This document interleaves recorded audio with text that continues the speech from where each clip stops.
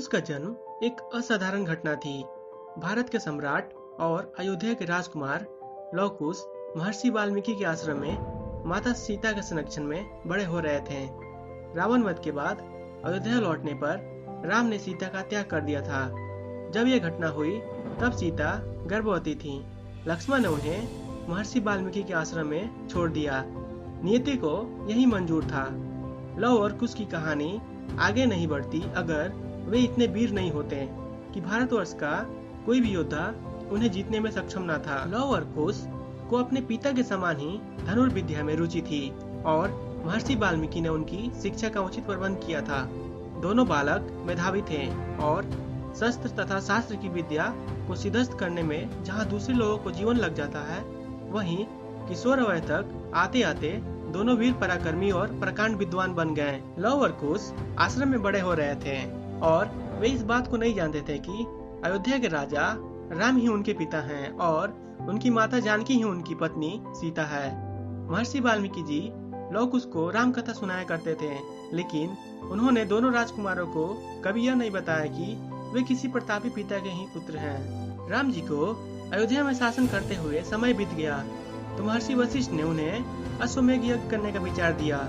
राजा राम को चक्रवर्ती सम्राट बनाने के लिए अयोध्या वासियों ने भव्य यज्ञ का आयोजन किया और एक सुंदर अश्व को इस प्रतिज्ञा के साथ छोड़ा गया कि यह अश्व जहाँ से होकर गुजरेगा उसे अयोध्या की अधीनता स्वीकार करनी होगी और जो इस अश्व को पकड़ने का प्रयास करेगा उसे अयोध्या की सेना से युद्ध करना होगा। अश्व की रक्षा के लिए शत्रुघ्न जी के साथ अक्षौहिणी सेना को भेजा गया जो अश्व के पीछे पीछे चलती थी।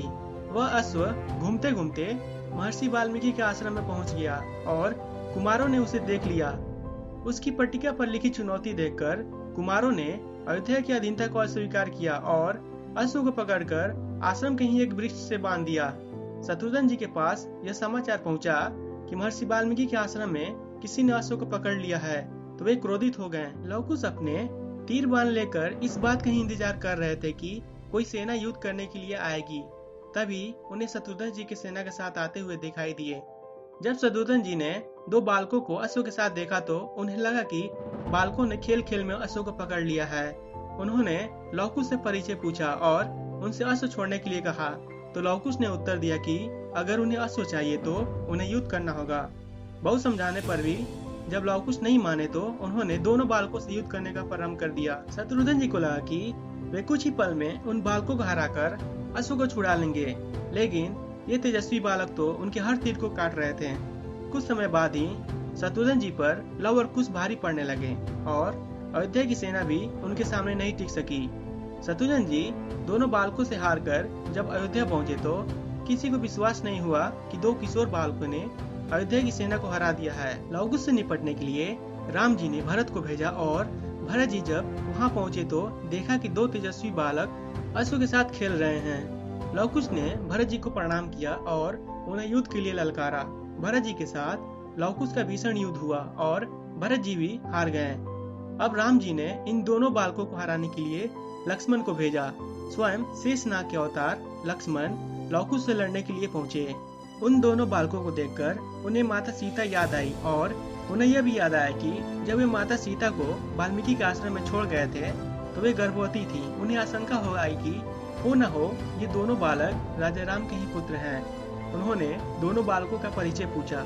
लव कुश स्वयं नहीं जानते थे कि वे राम के पुत्र हैं, इसलिए लक्ष्मण जी को भी नहीं बता पाए। लक्ष्मण जी उनसे आधे मन से युद्ध करके अयोध्या लौट आए।